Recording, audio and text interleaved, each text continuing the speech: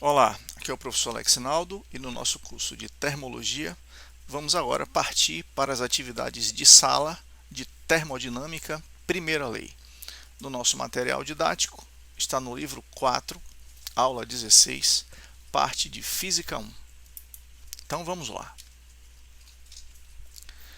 Primeira questão, no diagrama pressão-volume da figura, A, B e C representam transformações possíveis de um gás entre os estados 1 e 2. Com relação à variação de energia interna ΔU do gás e do trabalho W por ele realizado entre esses estados, é correto afirmar que. Então, vamos ver o seguinte. A variação de energia interna, ela depende do quê? Depende da variação de temperatura. Né? Então, e isso daí independe do caminho. Né? Veja que de 1 para 2, o estado final foi o mesmo. Então, se eu tenho aqui uma temperatura θ1 e aqui uma temperatura θ2, pois é possível que não esteja em uma mesma isoterma, né? É possível que essa temperatura T1 esteja nessa isoterma daqui e a temperatura T2 esteja nessa daqui. É possível que sejam isotermas diferentes. Então, como houve a mesma variação de temperatura, aconteceu a mesma variação de energia interna independente do caminho, se foi pela diagonal, ou pelo caminho A, ou pelo caminho C. Então, em todos os caminhos, a variação da energia interna foi a mesma. Bom, por outro lado, o trabalho depende da área do gráfico pressão-volume, da área que está debaixo da linha do gráfico. Então, nós podemos ver que quem realiza o maior trabalho é o trajeto C, porque o trajeto C vai ter como trabalho toda a área debaixo da linha dele até o eixo horizontal dos volumes. Então, essa área que eu estou pintando de verde aqui é o trabalho pelo caminho C. Veja que esse trabalho ele é maior do que o trabalho realizado pelo caminho B. Porque pelo caminho B, o trabalho vai ser apenas esse daqui. Então, é menor do que o anterior. Então, o trabalho de C maior do que o trabalho de B, que é maior do que o trabalho de A. O trabalho de A será, então,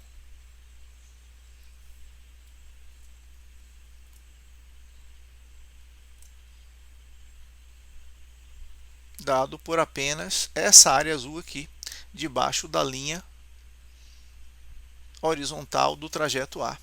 Então, essa é a situação aí. A variação da energia interna depende da variação de temperatura. Como todos eles aqui, por todos os caminhos, a variação de temperatura foi a mesma, como eu tinha desenhado antes, né? Duas isotermas, né? Veja que quanto mais distante a isoterma está dos eixos, maior é a temperatura. θ2 aqui é maior do que θ1. Então, a alternativa aqui é a letra A. Todas as variações de energia interna são iguais. O maior trabalho é o de C, que produziu maior área, e o menor trabalho é o de A, que produziu menor área. Questão número 2. Em dado recipiente contendo um líquido, é imerso um cilindro contendo o gás ideal, confinado por um êmbolo móvel, conforme as figuras adiante. O recipiente está sobre uma fonte térmica e sua base é diatérmica Diatérmica é aquela que conduz com muita facilidade o calor, né? Permitindo trocas de calor entre a fonte e o recipiente. As demais paredes do recipiente são adiabáticas, isolantes térmicas, né? E as paredes do cilindro que contém o gás são diatérmicas. Então, a fonte térmica fornece 2.000 joules para o sistema, formado pelo líquido e o gás, conforme a figura 1. Devido ao calor fornecido pela fonte térmica, a temperatura do líquido aumenta de 3 kelvins, consumindo 1.500 joules. Ficou muito ruim isso daqui, né? Alguém que pode ler rapidamente e pensar que é 500 joules, tem um cá em cima, ó, 1.500 joules, tá? Então esse valor aqui foi consumido pela água. E isso fez com que a temperatura da água aumentasse em 3 kelvins. Por outro lado, o gás realiza uma expansão com um aumento de volume de 8 metros cúbicos. Então a gente tem aqui, ó, uma variação de volume de 8 metros cúbicos do gás que está aqui dentro. Há uma pressão constante de 50 newtons por metro quadrado. A pressão aqui, 50 newtons por metro quadrado, a mesma pressão que tinha aqui antes. Ele disse que isso aí, ó, é uma transformação isobárica, a mesma pressão, tá? Bom, então, de acordo com o exposto, a variação da energia interna do gás foi de... Bom, como se trata de uma transformação isobárica, o trabalho realizado aí vai ser pressão vezes variação de volume. Ok? Então, nesse caso, o trabalho realizado aí pela força do gás vai ser de pressão, que se manteve constante, 50 newtons por metro quadrado, vezes a variação do volume, 8 metros cúbicos. Então, isso vai dar 400 joules. Ok? Agora você pode utilizar a primeira lei da termodinâmica. O calor fornecido ao sistema, uma parte é transformada em trabalho e a outra em variação da energia interna. Neste caso, você pode dizer que o calor que foi absorvido pelo gás foi o calor que a água deixou passar, porque o calor total fornecido ao sistema é de 2.000 joules, mas a água consome para ela 1.500 joules. Ok? Então, como nós estamos estudando aqui nesse momento a primeira lei da termodinâmica para o gás, então nós vamos ter aqui apenas 500 joules, é o que ficou ali, né? O trabalho nós já calculamos antes, 400 aqui, e isso aqui, ó, variação da energia interna. Então aqui, ó, 500 igual a 400 mais variação da energia interna. Então isso vai dar uma variação de energia interna de 100 joules. Ok? Letra A. Terceira questão. O diagrama pressão-volume para uma determinada amostra de gás está representado na figura a seguir. Então veja que nós temos aí de A para C uma transformação isovolumétrica. De C para B, uma isobárica. De D para B, também outra isovolumétrica. E de A para D de dado, outra isobárica.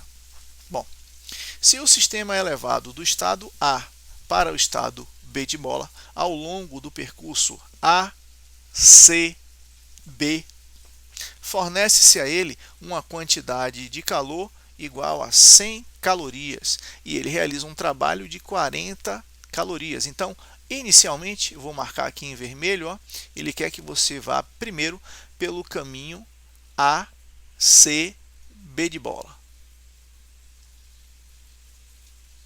Ele diz que por esse caminho, ACB, fornece-se ao sistema uma quantidade de calor igual a 100 calorias.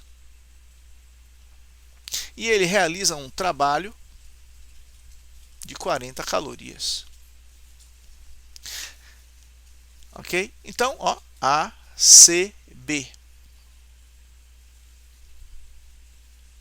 indo pelo caminho vermelho aí. Se por meio do percurso ADB, o calor fornecido, então ADB, eu vou colocar de outra cor, azul, pelo caminho ADB. Ele diz que por aqui, por esse caminho, se forneceu uma quantidade de calor de 72 calorias. Então ele pede que você determine o trabalho por esse caminho. Então aqui nós temos o caminho ADB.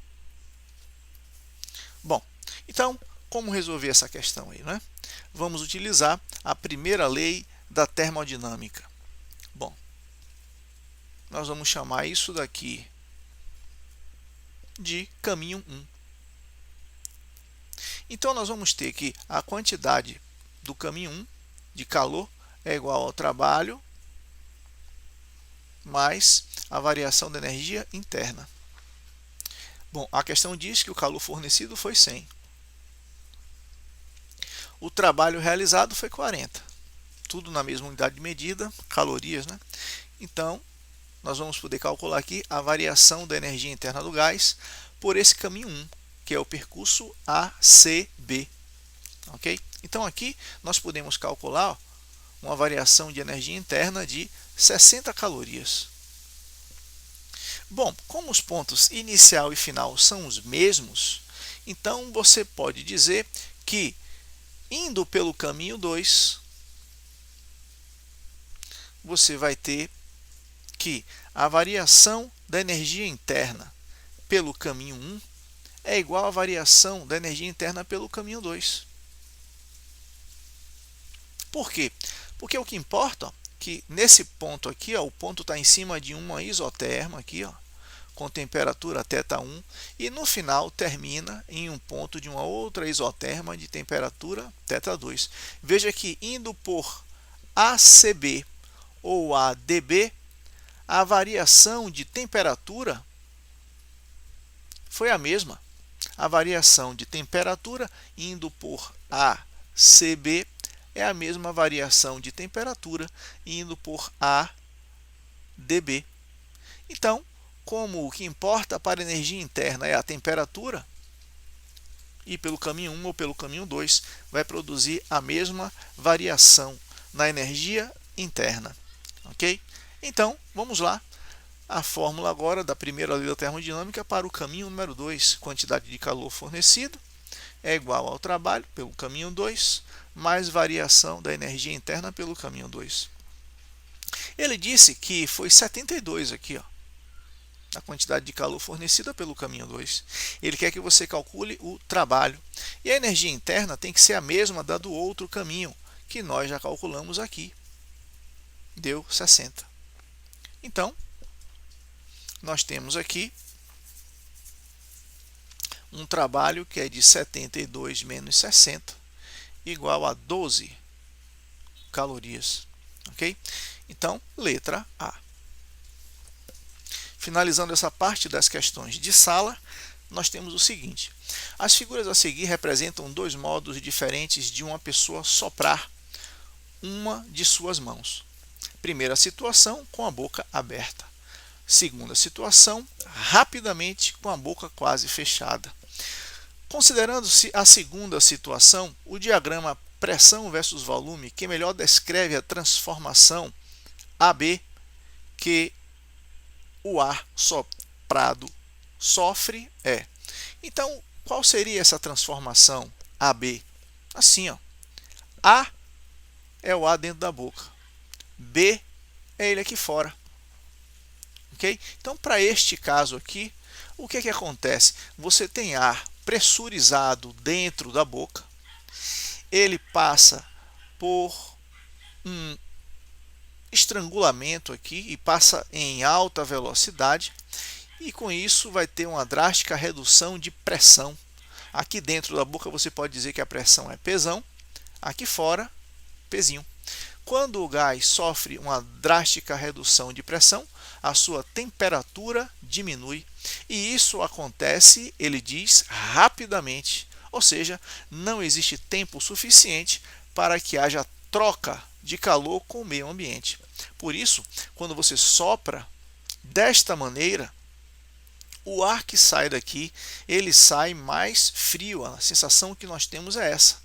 Se você abrir a boca toda e soprar o ar, você vai ver que esse ar vai sair com a temperatura que estava lá dentro, né? Mas se você produzir esse efeito, deixar a boca quase fechada e soprar o ar com força para que ele saia bem rápido, você vai ver que ele vai sair friozinho. Então isso daqui acontece porque antes você estava a uma temperatura e rapidamente, devido a essa queda de pressão das partículas, passou para uma outra temperatura sem trocar calor com o meio ambiente. Então você acabou fazendo uma transformação adiabática. Então a letra D é a que melhor representa. Veja que houve de A para B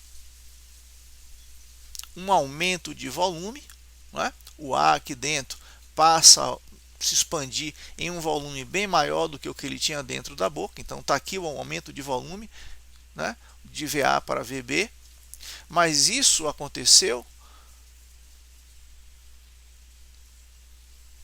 em uma queda drástica da pressão. Ok? Aqui nós temos PA aqui dentro e aqui PB baixinho. Tá bom? Então, é o gráfico aí da transformação adiabática. Bom, no próximo vídeo, vamos para as atividades propostas dessa primeira lei da termodinâmica. Obrigado e até lá.